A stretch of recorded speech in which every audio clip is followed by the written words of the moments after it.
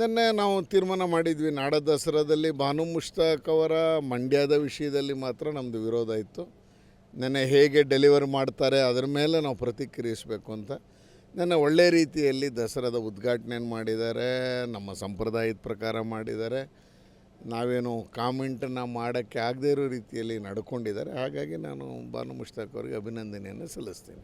ಅಲ್ಲ, ಏನಂದರೆ ಅವರ ಮಂಡ್ಯದ ಭಾಷಣವನ್ನು ಕೇಳಿದ ನಂತರ ನಮ್ಮ ಪ್ರತಿಕ್ರಿಯೆ ಹಂಗೆ ಬಂತು. ನಿಸಾರ್ ಅಹಮದ್ ಅವ್ರಿಗೆ ಯಾಕೆ ಮಾಡಲಿಲ್ಲ ಅನ್ನುವಂಥ ಪ್ರಶ್ನೆ. ನಿಸಾರ್ ಅಹಮದ್ ಬೆಣ್ಣೆ ಕದ್ದ ನಮ್ಮ ಕೃಷ್ಣ ಬೆಣ್ಣೆ ಕದ್ದ ಅಂತೇಳಿ ಹಾಡನ್ನು ಬರೆದಿದ್ರಲ್ಲ. ನಾವು ವೈಯಕ್ತಿಕವಾಗಿ ಅಥವಾ ಒಂದು ಧರ್ಮದ ವಿರೋಧ ಅಲ್ಲ, ನಮ್ಮ ನಂಬಿಕೆಗಳ ವಿರೋಧ ಇದ್ದರೂ ಅನ್ನೋ ಕಾರಣಕ್ಕೆ ಪ್ರಾರಂಭದಲ್ಲಿ ಮಂಡ್ಯದ ಎಪಿಸೋಡನ್ನು ಇಟ್ಕೊಂಡು ನಾವು ಅವ್ರನ್ನ ಬೇಡ ಅನ್ನುವಂಥದ್ದನ್ನು ಹೇಳ್ತಾ ಇದ್ದೀವಿ. ಮತ್ತು ಭಾಳ ಜನ ಹಿಂದೂಗಳು, ಲೇಖಕರು, ಸಾಹಿತಿಗಳು ಅಥವಾ ಬೇರೆ ಯಾವ ಥರದಾರ ವ್ಯಕ್ತಿಗಳು ಸಿಗ್ತಾರೆ ಅನ್ನೋದನ್ನು ಹೆಚ್ಚು ಹೇಳ್ತಾ ಇದ್ವಿ.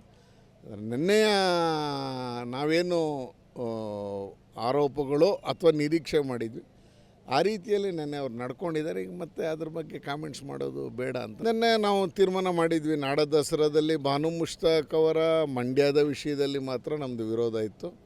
ನೆನ್ನೆ ಹೇಗೆ ಡೆಲಿವರ್ ಮಾಡ್ತಾರೆ ಅದರ ಮೇಲೆ ನಾವು ಪ್ರತಿಕ್ರಿಯಿಸಬೇಕು ಅಂತ. ನೆನ್ನೆ ಒಳ್ಳೆ ರೀತಿಯಲ್ಲಿ ದಸರಾದ ಉದ್ಘಾಟನೆಯನ್ನು ಮಾಡಿದ್ದಾರೆ, ನಮ್ಮ ಸಂಪ್ರದಾಯದ ಪ್ರಕಾರ ಮಾಡಿದ್ದಾರೆ. ನಾವೇನು ಕಾಮೆಂಟನ್ನು ಮಾಡೋಕ್ಕೆ ಆಗದೇ ಇರೋ ರೀತಿಯಲ್ಲಿ ನಡ್ಕೊಂಡಿದ್ದಾರೆ. ಹಾಗಾಗಿ ನಾನು ಬಾನು ಮುಷ್ತಾಕ್ ಅವರಿಗೆ ಅಭಿನಂದನೆಯನ್ನು ಸಲ್ಲಿಸ್ತೀನಿ. ಅಲ್ಲ, ಏನಂದರೆ ಅವರ ಮಂಡ್ಯದ ಭಾಷಣವನ್ನು ಕೇಳಿದ ನಂತರ ನಮ್ಮ ಪ್ರತಿಕ್ರಿಯೆ ಹಂಗೆ ಬಂತು. ನಿಸಾರ್ ಅಹಮದ್ ಅವ್ರಿಗೆ ಯಾಕೆ ಮಾಡಲಿಲ್ಲ ಅನ್ನುವಂಥ ಪ್ರಶ್ನೆ. ನಿಸಾರ್ ಅಹಮದ್ ಬೆಣ್ಣೆ ಕದ್ದ ನಮ್ಮ ಕೃಷ್ಣ ಬೆಣ್ಣೆ ಕದ್ದ ಅಂತೇಳಿ ಹಾಡನ್ನು ಬರೆದಿದ್ರಲ್ಲ.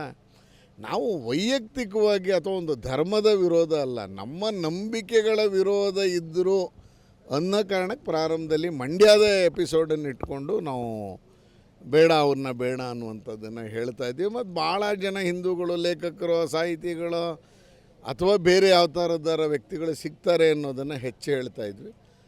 ನಿನ್ನೆಯ ನಾವೇನು ಆರೋಪಗಳು ಅಥವಾ ನಿರೀಕ್ಷೆ ಮಾಡಿದ್ವಿ ಆ ರೀತಿಯಲ್ಲಿ ನೆನ್ನೆ ಅವ್ರು ನಡ್ಕೊಂಡಿದ್ದಾರೆ. ಈಗ ಮತ್ತೆ ಅದ್ರ ಬಗ್ಗೆ ಕಾಮೆಂಟ್ಸ್ ಮಾಡೋದು ಬೇಡ ಅಂತ.